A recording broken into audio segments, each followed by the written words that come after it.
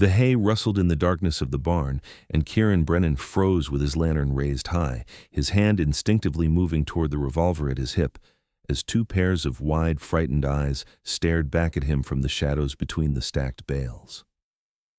It was late autumn in 1883, and the night air had turned cold enough that Kieran could see his breath misting in the lantern light. He had come out to check on his mare, who had seemed restless during supper, never expecting to find anyone hiding in his barn on the outskirts of San Jose, California. The two young women pressed against each other, trembling, their dresses torn and dirty, their faces streaked with dust and what looked like dried tears. Kieran slowly removed his hand from his weapon and raised both palms in a gesture of peace. "Easy now," he said softly, his voice calm despite the adrenaline coursing through his veins. "I am not going to hurt you." The older of the two girls, who looked to be in her early 20s with dark auburn hair that had come loose from its pins, stepped slightly in front of the younger one. Her chin lifted despite the fear in her green eyes. "Please," she said, her voice hoarse, "we did not mean to trespass. We just needed somewhere to hide for the night." Kieran took in their appearance more carefully. Their clothing, though filthy and damaged, had once been of good quality. The younger girl, perhaps 18 or 19, with lighter brown hair and the same striking green eyes as her companion, clutched her sister's arm with white-knuckled fingers. Both of them looked exhausted, hungry, and terrified. "Hide from what?" Kieran asked, keeping his voice gentle. He set the lantern down on a barrel and crossed his arms, trying to appear as non-threatening as possible, despite his 6-foot frame and the trail dust that perpetually covered his work clothes. The older woman swallowed hard. "From men who mean us harm," she said simply. "That is all we can say." Kieran studied them for a long moment. He was 30 years old, had worked his ranch alone for the past 5 years since his father died, and he had learned to read people well in his time. Whatever these women were running from, their fear was genuine. He made a decision. "Stay as long as you need to feel safe," he said firmly. The younger girl let out a small sob of relief, and the older one's shoulders sagged as some of the tension left her body. "Thank you," she whispered. "We will not be any trouble. We can stay out here in the barn. You will not even know we are here." Kieran shook his head. "No, it is too cold at night now, and you both look half-starved. Come inside. I have stew left from supper in a spare room you can use." "Sir, we cannot impose," the older woman protested, but her sister was already swaying on her feet, clearly near collapse. "It is not an imposition," Kieran said. "And my name is Kieran Brennan. This is my ranch. Now come on before that little one faints dead away." He picked up his lantern and walked toward the barn doors, not looking back, giving them the choice to follow. After a moment, he heard the soft rustle of skirts behind him. Good. He led them across the yard to his house, a modest but well-built structure his father had constructed when he first claimed this land 20 years ago. Inside, he gestured for them to sit at the table while he stirred up the fire in the stove and ladled out generous portions of beef stew into bowls. He set these in front of the women along with fresh bread from the loaf he had bought in town that morning. They hesitated only a moment before hunger won out, and they began to eat with desperate politeness, trying not to wolf down the food despite clearly being ravenous. Kieran poured himself coffee and sat across from them, waiting until they had taken the edge off their hunger before speaking again. "I am not going to press you for your story," he said, "but I need to know your names and if whoever you are running from is likely to come looking on my property. I have a right to know what I might be facing." The older woman set down her spoon and met his eyes. There was a steel in her gaze that he had not noticed before, a strength beneath the fear. "My name is Josephine Miller," she said. "This is my sister Juliet. And yes, the men looking for us might come here eventually. They have been searching for 3 days now." "What do they want?" Kieran asked. Josephine glanced at her sister, who had gone pale, then back at Kieran. "Our stepfather died 2 months ago," she said quietly. "He left everything to Juliet and me, his property and a considerable sum of money. His business partner, a man named Victor Hastings, claims our stepfather owed him a debt and that we should pay it by marrying him and his son. When we refused, he tried to force the issue. He showed up at our home with the sheriff, who was apparently in his pocket, and a forged document claiming we had agreed to the arrangement. We ran before they could make us sign anything or worse." Kieran felt anger kindle in his chest. He had seen enough corrupt men in positions of power during his lifetime to find the story entirely believable. "Where is your home?" "Sacramento," Josephine said. "We have been traveling south, trying to stay ahead of them. We thought if we could reach Los Angeles we might find help, but our horse went lame yesterday and we had to leave it. We have been on foot since then." "That is nearly 15 miles from here," Kieran said with surprise. "You walked all that way?" Juliet spoke for the first time, her voice soft and sweet. "Josie kept us going. I wanted to give up twice, but she would not let me." Josephine reached over and squeezed her sister's hand. Kieran saw the love between them, the way the older sister had clearly devoted herself to protecting the younger, and he felt his resolve harden. Whatever happened, he would not let Victor Hastings and his cronies take these women against their will. "You are safe here," he said. "I give you my word. You can stay as long as you need. In the morning, we will figure out a more permanent solution." "Why are you helping us?" Josephine asked, her eyes searching his face. "You do not know us." "We could be lying." Kieran gave her a small smile. "You could be," he agreed. "But I do not think you are. And even if I am wrong, the worst that happens is I feed and shelter 2 women for a few days. That does not seem like such a terrible risk." Josephine stared at him for a long moment, and Kieran felt something shift in the air between them, some recognition or connection he could not quite name. Then she smiled, really smiled, and it transformed her whole face, making her beautiful despite the dirt and exhaustion. "Thank you," she said again. "Truly." Kieran showed them to the spare room, brought them water for washing, and left them with an oil lamp in the assurance that his own room was just down the hall if they needed anything. He lay awake for a long time that night, listening to the house settle around him and thinking about the auburn-haired woman with the determined chin and the green eyes that seemed to see right through him. When morning came, Kieran rose early as always and went out to do his chores. He fed the horses, mucked the stalls, and checked the fence line in the north pasture where a few of his cattle had been grazing. By the time he returned to the house, the sun was fully up and he could smell coffee brewing. He found Josephine in the kitchen, her hair neatly pinned now, her face scrubbed clean. She had found his mother's old apron in the pantry and was frying eggs and bacon at the stove. She turned when he entered and gave him a somewhat sheepish smile. "I hope you do not mind," she said. "You fed us last night. The least I could do was make breakfast." "I do not mind at all," Kieran said, surprised and pleased. He washed his hands in the basin by the door and sat down at the table. "Where's Juliet?" "Still sleeping. She was exhausted." Josephine brought over a plate piled high with food and set it in front of him, then poured him coffee. "I know we should probably keep moving, but I think she needs at least another day of rest before we can travel again." "You're not going anywhere," Kieran said firmly. Josephine raised her eyebrows at his tone, and he softened it. "I mean, there is no reason to rush off. I told you, stay as long as you need." Josephine sat down across from him with her own plate, though she had given herself a much smaller portion than she had served him. "Kieran, we cannot stay here indefinitely. It is not fair to you, and besides, eventually Hastings will expand his search. When he does, he will check every ranch and farm in the area. We are putting you in danger." "Let me worry about that," Kieran said. "I've been handling trouble since before you were born." "I doubt that," Josephine said with a slight smile. "I am 23. You cannot be much older than 30. 30 exactly," Kieran admitted. "But I have packed a lot of living into those years." He took a bite of eggs and nodded appreciatively. "These are excellent, by the way." "Thank you. Our mother taught us to cook before she died. Stepfather was not much for domestic skills, so Juliet and I ran the household." Her expression clouded. "He was a good man, our stepfather. He married Mother when I was 12 and Juliet was 7, after our real father died of cholera. He treated us like his own daughters, loved us, made sure we had educations. That is why Hastings is so angry. He expected to inherit everything when stepfather died, but stepfather left it all to us instead. I think he knew Hastings was not to be trusted." "Smart man," Kieran said. He studied Josephine as she ate, noting the graceful way she moved, the intelligence in her eyes, the stubborn set of her jaw. She was unlike any woman he had met before.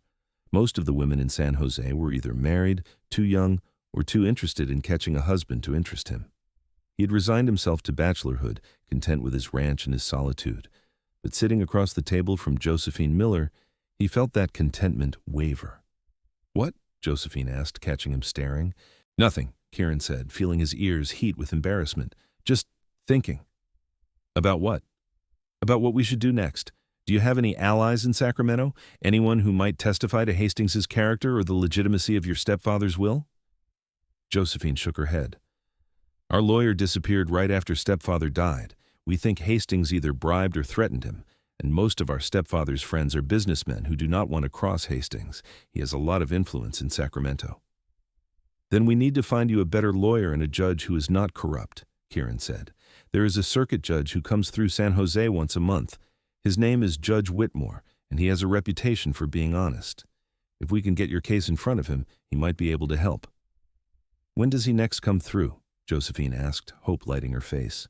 2 weeks from now," Kieran said. "Can you stay hidden that long?" "If you are willing to shelter us, yes," Josephine said. "But Kieran, why are you doing this, really?" Kieran met her eyes and answered honestly, "Because it is the right thing to do, and because I like you both and want to help." Color rose in Josephine's cheeks, and she looked down at her plate. "Well," she said softly, "we are very grateful." Over the next few days, a routine developed. Josephine and Juliet stayed mostly inside the house during daylight hours, not wanting to be seen in case anyone came by. Kieran did his ranch work as usual, and in the evenings, they would share supper together and talk.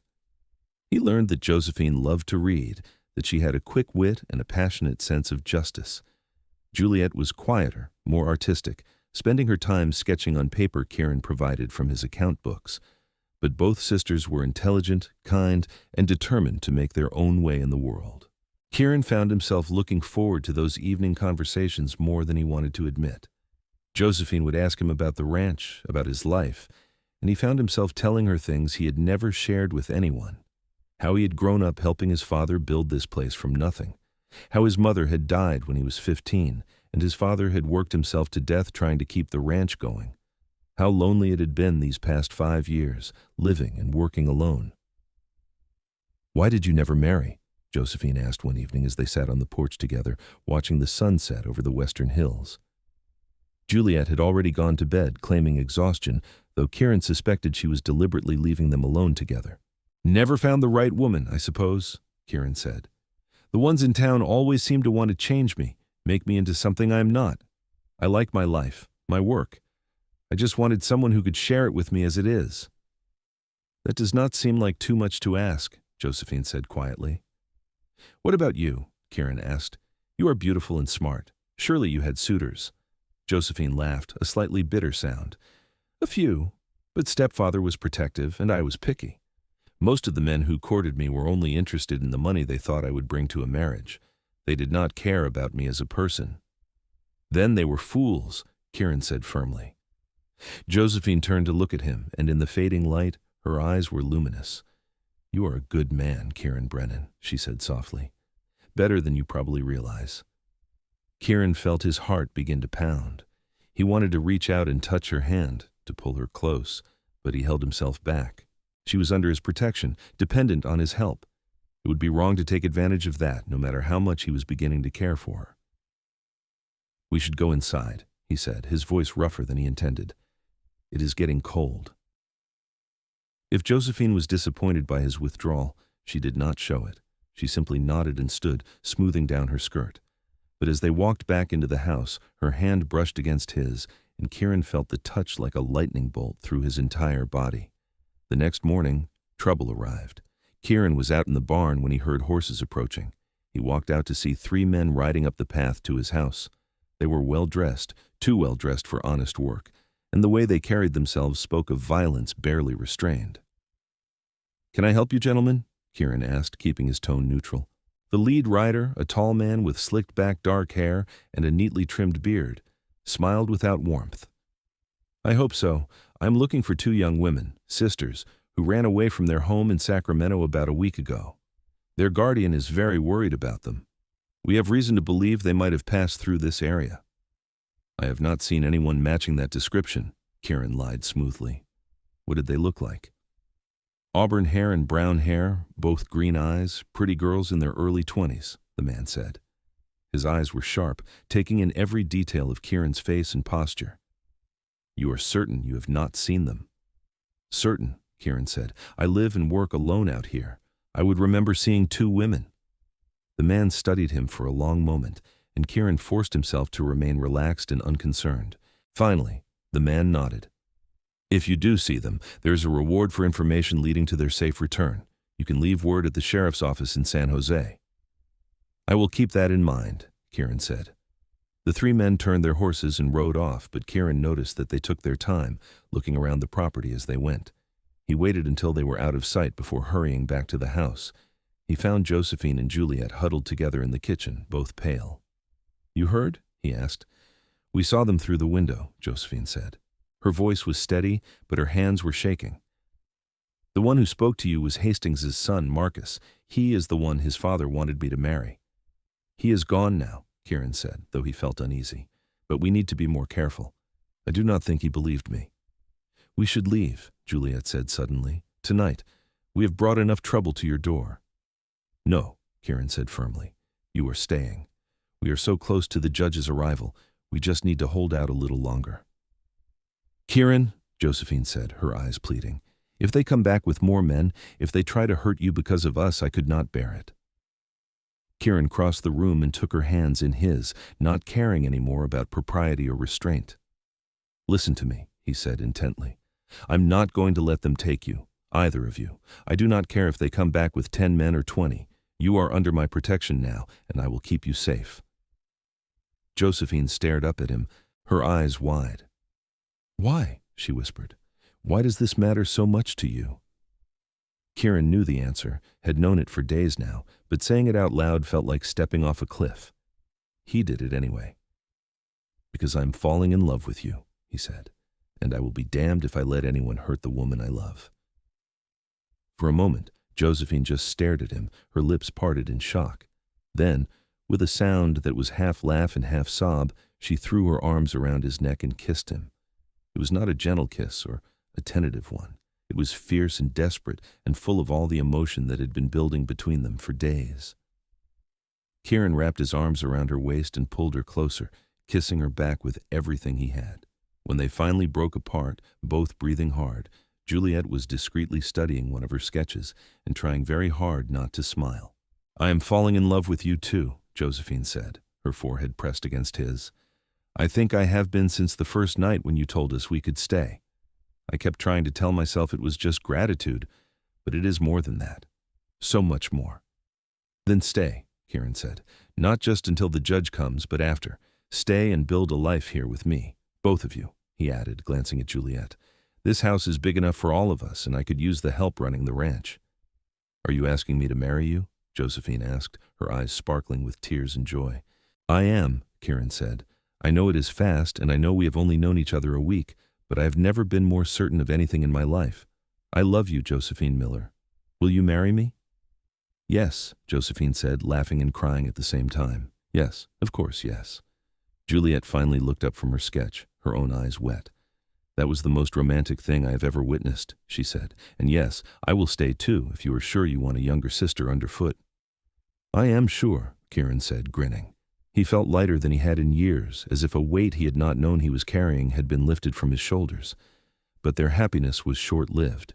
3 days later, Marcus Hastings returned, and this time he brought 8 men with him. Kieran saw them coming from where he was working in the north pasture and rode hard back to the house, his heart in his throat. They are coming, he told Josephine and Juliet as he burst through the door. Hide in the cellar. Do not come out until I come for you. No, Josephine said, her face set in stubborn lines. We are not hiding while you face them alone. Please, Kieran said, taking her face in his hands. Please, Josephine, I cannot fight them if I am worried about you. I need to know you are safe. Josephine hesitated, then nodded. She kissed him quickly, fiercely. Be careful, she whispered. Kieran helped them into the cellar and replaced the trap door, covering it with the kitchen rug. Then he took down his father's old rifle from above the fireplace, checked that it was loaded, and went out to meet the riders. They pulled up in front of the house, Marcus Hastings in the lead. This time his smile was openly predatory. Mr. Brennan, he said, we meet again. What can I do for you? Kieran asked, holding the rifle loosely but ready. You can stop lying to me, Marcus said. I checked in town. People there say you have been buying extra supplies lately, food for more than one person. So I ask you again, have you seen 2 young women?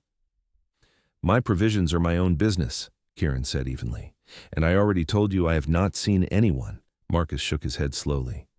I was hoping you would be reasonable about this. The women belong to my father and me. They have obligations to fulfill. If you are hiding them, you are breaking the law. The only law being broken here is by you and your father trying to force 2 women into a marriage they do not want, Kieran said. Now get off my land. Marcus's false pleasantness fell away, revealing the cruelty beneath. Search the house, he told his men, and the barn. Tear them apart if you have to. The men dismounted and started forward. Kieran raised the rifle. The first man who tries to enter my house will be the last, he said quietly. The men hesitated, looking at Marcus. Marcus's face flushed with anger. There are 9 of us and 1 of you, he said. You cannot stop us all. Maybe not, Kieran agreed, but I guarantee you will be the first one I shoot, and your father will never get what he wants. It was a gamble, but Kieran had read Marcus correctly. The man's face went pale, and he held up a hand to stop his men. This is not over, he said, his voice shaking with rage. We will be back with the sheriff and a warrant, and when we are, you will hang for harboring fugitives. Then I guess I will see you when you return, Kieran said. Marcus wheeled his horse and galloped away, his men following. Kieran waited until they were out of sight before lowering the rifle and letting out a long, shaky breath. His hands were trembling with adrenaline. He went back inside and opened the cellar door. Josephine climbed out first, her face pale but her jaw set. We heard everything, she said. Kieran, we cannot let you hang for protecting us. We have to leave. We are not leaving, Kieran said, and I am not going to hang. But we do need a better plan. Marcus will be back, probably within a day or 2, and next time he will have legal backing, corrupt or not. What do we do? Juliet asked, emerging from the cellar behind her sister. Kieran thought fast. We need to get to Judge Whitmore before Marcus can get to the sheriff. The judge was supposed to arrive in 2 weeks, but I heard in town last week that he might come through early this month. If we ride to meet him, present your case directly, we might be able to get a legal ruling in your favor before Hastings can act. Where's the judge now? Josephine asked. Last I heard, he was in Monterey, heading this way. If we ride west, we should be able to intercept him. Kieran looked between the 2 women. It will be hard traveling, and we will have to move fast. Are you up for it? Yes, Josephine and Juliet said together. They spent the rest of the day preparing. Kieran packed supplies, saddled his 2 horses, and arranged for his neighbor, an older rancher named Tom Wheeler, to look after his property while he was gone. Wheeler asked no questions, just nodded and agreed, the way good neighbors did. They left before dawn the next morning, Josephine riding with Kieran on his big sorrel gelding, Juliet on the smaller mare. They pushed west, taking less traveled paths to avoid running into Marcus and his men. The journey was grueling, especially for the 2 women who were not accustomed to long hours in the saddle, but neither of them complained. On the second day, they reached the outskirts of Monterey. Kieran inquired at a general store and learned that Judge Whitmore was indeed in town, staying at the hotel and hearing cases. They made their way there, travel-stained and exhausted, but determined. The judge was a silver-haired man in his 60s with sharp blue eyes and a stern expression. Kieran managed to secure a meeting by explaining the urgency of the situation. Judge Whitmore listened to their story, occasionally interrupting to ask pointed questions. When Josephine finished speaking, he sat back in his chair and steepled his fingers. These are serious allegations, he said. Do you have any proof of your stepfather's will, or of Mr. Hastings's coercion? We have the will, Josephine said. She pulled a folded document from inside her dress, where she had kept it hidden this whole time. Our stepfather gave it to us directly before he died, told us to guard it with our lives. His lawyer has the official copy, but this is signed and witnessed. Judge Whitmore examined the document carefully. This appears legitimate, he said, and I have heard of Victor Hastings. He has a reputation, not a good one. However, I need more than accusations to rule against him. What if I could get you a witness? Kieran asked. Someone from Sacramento who knows the situation? That would certainly help, the judge said. Kieran turned to Josephine. You said your stepfather had friends in Sacramento. Even if they were afraid to speak out before, if we could get one of them in front of the judge, away from Hastings's influence, would they tell the truth? Josephine thought for a moment, then nodded slowly. Mr. Daniel Carson. He and my stepfather were close friends. He's a good man, but he has a family to protect. If we could assure him he would be safe, I think he would help us. Judge Whitmore nodded. Bring me Mr. Carson and any documentation he can provide, and I will hold a hearing.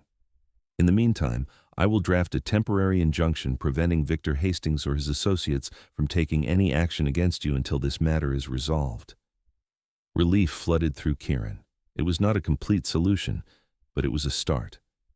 They thanked the judge and left the hotel, stepping out into the late afternoon sunshine. One of us needs to go to Sacramento, Josephine said. It should be me. Mr. Carson will trust me. Absolutely not, Kieran said. Sacramento is Hastings's territory. If you go there, you will be walking right into his hands. Then what do you suggest? Josephine asked, frustration creeping into her voice. I will go, Kieran said. You and Juliet stay here in Monterey under the judge's protection. Give me a letter for Carson, something that will convince him I am really sent by you. I will bring him back here. Kieran, that is too dangerous, Josephine protested. If Hastings's men see you, if they follow you to Carson, you could both be killed. I can take care of myself, Kieran said, and I will be careful. But we need Carson's testimony, and this is the only way. Josephine looked at him for a long moment, her eyes swimming with worry and fear. Then she nodded. Promise me you will come back, she said softly.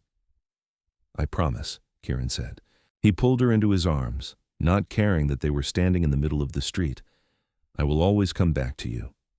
They found a boarding house where Josephine and Juliet could stay safely, and Kieran left that evening, riding through the night to make up time. It took him a day and a half of hard riding to reach Sacramento. He approached the city carefully, keeping to the edges, and made inquiries about Daniel Carson. He learned that Carson owned a mercantile shop on the north side of town. Kieran waited until evening, watching the shop until the last customers left and Carson locked up for the night. Then he followed Carson to a modest house on a quiet street and knocked on the door. Carson answered, a portly man in his 50s with thinning hair and kind eyes that widened in alarm when he saw a stranger on his doorstep. Can I help you? He asked warily. My name is Kieran Brennan, Kieran said quietly. I come with a message from Josephine Miller. May I come in? Carson's face went pale, but he stepped back and gestured Kieran inside. Is she safe? He asked urgently as soon as the door was closed. We heard she and Juliet ran away, that Hastings had men out looking for them.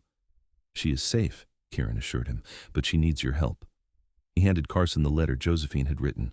Carson read it quickly, his hands shaking slightly. Judge Whitmore, he said. Yes, I have heard of him. An honest man. He looked up at Kieran. She wants me to testify against Hastings. She does, Kieran said. Will you? Carson was quiet for a long moment, staring at the letter. Hastings is a dangerous man, he said finally. He has connections, power. If I speak against him, my family could be at risk. I understand, Kieran said, but Josephine and Juliet will never be free unless someone is willing to stand up for what is right, and the judge has promised to protect anyone who comes forward. Carson looked at Kieran, really looked at him, and something in Kieran's face must have convinced him. You love her, Carson said. It was not a question. I do, Kieran said simply. Carson smiled slightly. Robert, their stepfather, would have been glad to know his girls found someone who would fight for them. He set down the letter and straightened his shoulders. All right, I will do it. Just give me a few minutes to pack and tell my wife where I am going. Relief surged through Kieran. Thank you, he said sincerely. They left within the hour, riding out of Sacramento under cover of darkness. Carson was not an experienced horseman, so the journey back to Monterey took longer than Kieran would have liked. Every hour he expected to see pursuit behind them, to hear the thunder of hooves as Hastings's men bore down on them. But the road remained clear. They reached Monterey 3 days later, exhausted but triumphant. Josephine threw herself into Kieran's arms when she saw him, holding him so tightly he could barely breathe. I was so worried, she said against his chest. You were gone so long. I am here now, Kieran said, stroking her hair. "And I brought Carson." The hearing was held the next day in a courtroom Judge Whitmore had arranged to use. Kieran sat beside Josephine, holding her hand as Daniel Carson took the stand, and swore to tell the truth. Under the judge's questioning, Carson laid out everything he knew: how Robert Miller had been a shrewd businessman who built a fortune through honest work, how Victor Hastings had been a junior partner in some of Miller's ventures, but had always wanted more than he was entitled to, how Miller had grown suspicious of Hastings in the months before his death and had deliberately structured his will to cut Hastings out completely, leaving everything to his stepdaughters. Did Robert Miller ever indicate that he wanted his daughters to marry Victor Hastings or his son? Judge Whitmore asked. Never, Carson said firmly. In fact, he told me explicitly that he hoped Josephine and Juliet would find good men to marry, men who loved them for themselves and not their money. He feared Hastings would try to control them after his death. And do you believe the document Mr. Hastings produced claiming the girls agreed to marriage is legitimate? I do not, Carson said. Robert showed me his will before he died. There was no such provision in it. Hastings must have forged that document after Robert passed. Judge Whitmore made notes, then looked at Josephine. Miss Miller, do you have anything to add? Josephine stood, her voice clear and steady. Only that my stepfather was the best man I have ever known until I met Kieran Brennan. He raised Juliet and me with love and respect. He taught us to think for ourselves, to value our own judgment. He would never have forced us into a marriage we did not want. Everything Mr. Carson has said is true. Hastings is trying to steal what my stepfather worked his whole life to build, and he is willing to destroy our lives to do it. I am asking you, Your Honor, to stop him. The judge nodded slowly. Based on the testimony I have heard and the evidence presented, I find that the will of Robert Miller, leaving his estate to Josephine and Juliet Miller, is legitimate and legally binding. The document produced by Victor Hastings is suspect and will be investigated for forgery. Furthermore, I am issuing a restraining order preventing Victor Hastings, Marcus Hastings, or any of their associates from approaching or contacting the Miller sisters. If they violate this order, they will be subject to arrest and prosecution. Josephine let out a sob of relief and turned to Kieran, burying her face in his shoulder.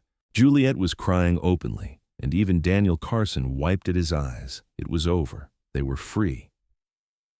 After the hearing, they thanked Carson profusely and saw him safely on a stage back to Sacramento. Judge Whitmore assured them that he would personally ensure the ruling was enforced and that he would send word to the authorities in Sacramento about the suspected forgery. Hastings's days of terrorizing people might finally be at an end. Kieran, Josephine, and Juliet stayed in Monterey for 2 more days, resting and letting the enormity of what had happened sink in. Then they began the journey back to San Jose, to the ranch that was now their home. The ride back was different from the desperate flight that had brought them to Monterey. They traveled slowly, enjoying the autumn weather and the beautiful California landscape. Josephine rode in front of Kieran on his horse, leaning back against his chest, and they talked about everything and nothing. Plans for the ranch, ideas for the future, memories from their pasts. I want to marry you as soon as possible, Kieran said on the second day. I do not want to wait. Josephine turned in the saddle to look at him, her eyes dancing with amusement and love. Is that so? And here I thought you were a patient man. I am patient about most things, Kieran said, but not about this, not about you. Then let us marry as soon as we get home, Josephine said, her smile radiant. I do not need a big wedding or a fancy dress, I just need you. They were married a week after they returned to San Jose in a simple ceremony at the small church in town. Juliet stood as Josephine's attendant, and Tom Wheeler stood up for Kieran. Josephine wore a simple blue dress she had purchased in town, and Kieran wore his best shirt and trousers. But when the preacher pronounced them man and wife, and Kieran kissed his bride, he felt like the richest, luckiest man in the world. The first months of their marriage were an adjustment, but a joyful one. Josephine threw herself into learning the ranch, working alongside Kieran from dawn until dusk. She had a natural way with the animals and a keen mind for the business side of things. Together, they made the ranch more profitable than it had ever been. Juliet found her own place in their new life. She turned one of the spare rooms into a studio and began painting in earnest. Her work was beautiful, landscapes and portraits that captured something essential about the California wilderness. Eventually, she began selling her paintings in San Jose and even in San Francisco, developing a reputation as a talented artist. As winter turned to spring and spring to summer, Josephine realized she was pregnant. She told Kieran one evening as they sat together on the porch, watching the stars come out over the hills. "A baby," Kieran said, wonder in his voice. He placed his hand gently on her stomach, though there was nothing to feel yet. "Are you happy?" "I am happier than I ever thought possible," Josephine said. She covered his hand with hers. "You gave me my life back, Kieran. You gave me everything." "You did the same for me," Kieran said. "I was just going through the motions before you came along. You made me realize what I had been missing all these years." Their son was born in the autumn of 1884, a year after Josephine and Juliet had first appeared in Kieran's barn. They named him Robert, after Josephine's beloved stepfather. He was a healthy, strong baby with his mother's green eyes and his father's dark hair. Kieran discovered that fatherhood suited him. He loved holding his son, teaching him about the ranch as he grew, watching him take his first steps and say his first words. Josephine blossomed as a mother, patient and loving, but also firm when she needed to be. 2 years later, they had a daughter. They named her Catherine, and she was as headstrong as her mother and as gentle as her father, a combination that promised interesting years ahead. Juliet doted on both children, becoming the world's best aunt, always ready to watch them so Kieran and Josephine could have time alone together. Life settled into a comfortable rhythm. The ranch prospered. Kieran expanded his herd and eventually purchased the neighboring property when the owner decided to retire and move to San Francisco. Josephine kept the books and managed the household with effortless efficiency. Juliet continued to paint and eventually met a young man, a surveyor named James who was working in the area. They courted for a year before marrying and settling in San Jose, close enough to visit often, but giving Juliet her own space and independence. Over the years, Kieran and Josephine added 3 more children to their family. Another son they named Thomas after Kieran's father and twin daughters Emma and Eleanor. The house that Kieran had built with his father, that had seemed so large and empty when he lived there alone, now rang with the sounds of children's laughter and the daily chaos of a large, happy family. Victor Hastings was eventually prosecuted for forgery and fraud. He lost his business and his reputation, dying alone and bitter a few years after the trial. Marcus disappeared, possibly to try his luck somewhere far from California. Daniel Carson remained a good friend to the family, and his testimony at that crucial hearing remained one of the things Josephine was most grateful for in her life. On their 10th wedding anniversary, Kieran and Josephine took a rare evening away from the children, leaving them in Juliet's capable hands. They rode out to the north pasture, to a spot that overlooked the whole ranch and the valley beyond. The sun was setting, painting the sky in shades of gold and crimson. "Do you remember the first time you saw me?" Josephine asked, leaning against Kieran's shoulder. "How could I forget?" Kieran said. "2 terrified women hiding in my barn. I thought you were going to faint." "I thought you might shoot us," Josephine admitted with a laugh. "But then you said we could stay as long as we needed to feel safe, and I knew you were different from any man I had ever met." "I fell in love with you that first night," Kieran confessed. "I did not admit it to myself for a few days, but it was there from the start." "I fell in love with you then, too," Josephine said. "The way you looked at us, like we mattered, like you actually cared what happened to us. I'd never felt that way before, not with anyone outside my family." They sat in comfortable silence for a while, watching the light fade from the sky. Finally, Kieran spoke again. "I think about it sometimes, how different my life would be if you had not hidden in my barn that night, how lonely and empty everything was before you came." "We were meant to find you," Josephine said with quiet certainty. "I believe that.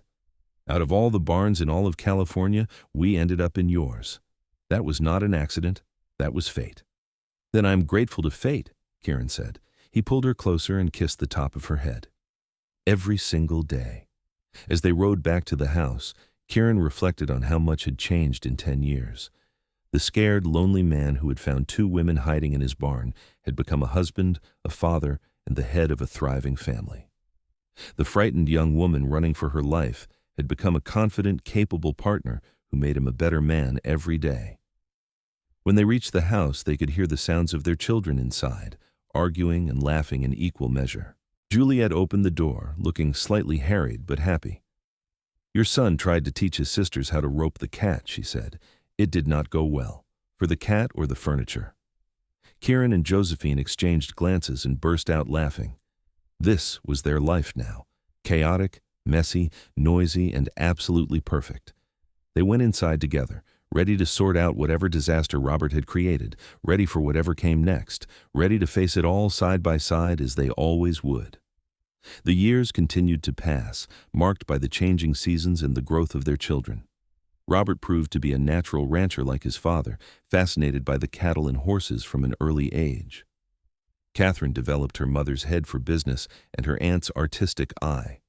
Thomas was quieter than his siblings, bookish and thoughtful, but with a kind heart that endeared him to everyone. The twins, Emma and Eleanor, were inseparable and mischievous, keeping the whole household on their toes. Kieran found that he loved being a father even more than he had anticipated. He taught his sons to ride and rope, to mend fences and tend cattle. He encouraged Catherine's sharp mind and the twins' curiosity. He was patient with their mistakes, firm when he needed to be, but always, always loving. He wanted his children to grow up knowing they were valued and safe, that their home was a place of refuge and joy. Josephine poured herself into motherhood while also remaining a full partner in the ranch. She handled the finances, negotiated with buyers, and made many of the strategic decisions that kept the operation growing. She also made sure the house remained a warm, welcoming place. She insisted on family dinners every night where everyone shared what had happened during their day. She taught her daughters to be strong and independent, to never let anyone make them feel less than they were. She taught her sons to be respectful and kind, to understand that a man's strength was measured not by his ability to dominate others, but by his capacity for compassion. As Kieran approached his 50th birthday, he sometimes thought back to that autumn night in 1883 when his life had changed forever. He would walk out to the barn in the evenings after the day's work was done and stand in the spot where he had found Josephine and Juliet hiding between the hay bales. It seemed like a lifetime ago, and in many ways it was. He was a different man now, shaped and molded by love and family into someone he barely recognized from his younger, lonelier self. One evening, Josephine found him standing there, lost in thought. She was in her 40s now, with strands of silver threading through her auburn hair and fine lines around her eyes. But to Kieran, she was as beautiful as the day he had met her, perhaps more so because he knew every facet of her, every strength and vulnerability. "What are you thinking about?" she asked, slipping her hand into his. "About the day I found you," Kieran said. "About how one moment can change everything." "It was not just one moment," Josephine said thoughtfully. "It was every moment after, every choice you made to protect us, to fight for us, to love us. That is what changed everything." "I would do it all again," Kieran said, "every bit of it." "I know," Josephine said. She leaned up and kissed him, a soft, sweet kiss that still made his heart race after nearly 20 years of marriage. "And I would choose you again, every single time." They walked back to the house together, their fingers intertwined, the setting sun casting long shadows across the land they had built together. Behind them, the barn stood silent and dark, its secrets long since transformed into blessings. Inside the house, their children were gathered around the dinner table, talking and laughing. Robert, now a young man of 19, was telling a story about breaking in a particularly stubborn horse. Catherine, 17, and preparing to go to college in San Francisco, was teasing him about his technique. Thomas, 15, was absorbed in a book but looking up occasionally to add a quiet comment. The twins, 13 now and starting to develop their own distinct personalities, were engaged in their own whispered conversation at the end of the table. This was what Kieran had fought for, what Josephine had risked everything to find, not just safety or security, but this, a life full of love and laughter, of ordinary moments made extraordinary by the people you shared them with. As the years went on, Kieran and Josephine became grandparents. Robert married a sweet-natured woman named Mary, and they gave Kieran and Josephine their first grandchild, a boy they named Kieran Jr. Catherine met a lawyer in San Francisco and brought him home to meet the family. He was intelligent and kind, and more importantly, he clearly adored Catherine and respected her ambitions. They married and eventually had 3 children of their own. Thomas became a teacher, dedicating his life to education and helping children. He never married, but he was happy and fulfilled, surrounded by students who loved him and a family who supported him. The twins both married within a year of each other, Emma to a rancher from a neighboring county, and Eleanor to a doctor who set up practice in San Jose. They each had children, adding to the growing brood of grandchildren who filled Kieran and Josephine's home during holidays and family gatherings. Juliet's life had also been full and happy. She and James had 2 children, and her art career flourished. Her paintings were shown in galleries across California, and she became known as one of the finest landscape painters in the state. She never forgot what Kieran had done for her and Josephine all those years ago, and she remained devoted to her sister and brother-in-law until the end of her days. As Kieran entered his 60s, he began to slow down, letting Robert take on more of the day-to-day operations of the ranch. He did not mind. He had built something that would last beyond his lifetime, a legacy not just of land and cattle, but of love and family. He spent his days working in the garden Josephine had planted years ago, playing with his grandchildren, and sitting on the porch with his wife in the evenings, watching the sunset over the hills. Josephine aged gracefully, her hair turning silver, her face lined with the years of smiles and worries that came with a full life. She remained as sharp and capable as ever, the matriarch of a large, thriving family. She still managed the ranch's finances, still kept everyone organized, still made sure that family dinners happened every Sunday without fail. One evening, as they sat together on the porch, Josephine said quietly, "I have had a good life, Kieran. Better than I ever dreamed possible." Kieran looked at her, seeing the young woman who had hidden in his barn all those years ago, the brave soul who had trusted him when she had every reason not to. "So have I," he said. "Because of you." "Because of us," Josephine corrected. She took his hand and held it tightly. "We did this together." And they had. Through every challenge, every joy, every moment of fear or triumph, they had faced it together. 2 people who had found each other in the darkness and built a life filled with light. As Kieran approached his 70th birthday, he began to feel his age more acutely. His joints ached in the mornings, and he tired more easily. But he remained sharp in mind and spirit, surrounded by the people he loved. Josephine was always by his side, her presence as comforting and essential as breathing. On a warm spring evening in 1916, Kieran and Josephine sat on their porch, watching their grandchildren play in the yard. The ranch stretched out before them, green and thriving. In the distance, they could see Robert working with some of the younger hands, teaching them the same lessons Kieran had taught him decades ago. "We built something good here," Kieran said, his voice soft with contentment. "We did," Josephine agreed. She squeezed his hand gently. "And it will go on long after we are gone. Our children, our grandchildren, they will carry it forward." "That is all any of us can hope for," Kieran said, "to leave the world a little better than we found it." They sat in silence as the sun began to set, painting the sky in brilliant shades of orange and pink. Around them, the sounds of their family filled the air, voices raised in laughter and conversation, the thunder of small feet running across the porch, the creak of the old rocking chair Kieran had built when Robert was born. This was happiness, Kieran thought, not the absence of hardship or pain, for they had certainly faced both over the years, but the presence of love. Love that had grown from a single act of kindness into something vast and enduring, something that would ripple out through generations. As the stars began to appear in the darkening sky, Kieran thought once more about that night 33 years ago when he had walked into his barn and found 2 frightened women hiding in the hay. He thought about the choice he had made, the simple words he had spoken that had changed all their lives forever. Stay as long as you need to feel safe. He had meant it then, and he would mean it for the rest of his days. This ranch, this home, this family, they were all built on that foundation of safety and love, and it had been enough, more than enough. It had been everything. Josephine leaned her head on his shoulder, and Kieran wrapped his arm around her, holding her close. They sat that way as the night deepened around them, 2 people who had found each other against all odds and built a life that would endure long after they were gone. In the barn where their story had begun, the horses whinnied softly in their stalls. The hay rustled in the breeze that came through the open doors. And if you looked closely, if you knew the story, you could almost see the ghosts of two young women huddled in the shadows and the cowboy who had offered them sanctuary and changed all their lives forever. But they were ghosts no longer. They were living, breathing, loving, the culmination of every choice and every moment that had brought them to this place. They were a family, bound not just by blood but by the ties of shared history and mutual devotion.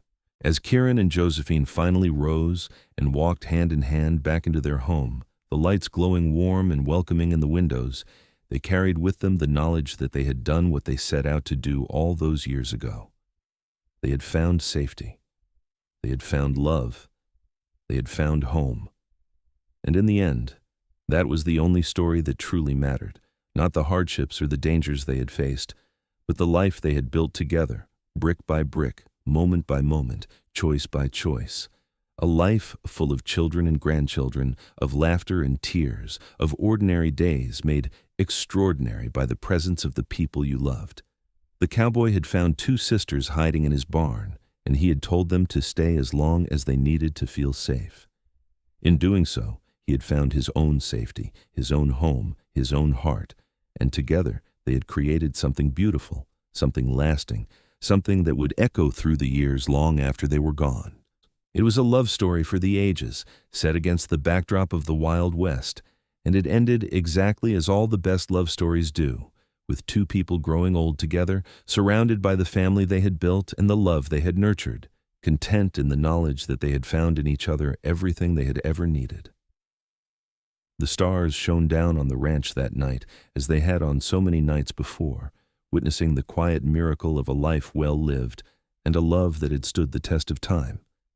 And somewhere in the darkness, if you listened very carefully, you could almost hear the echo of a cowboy's voice speaking words that had changed everything.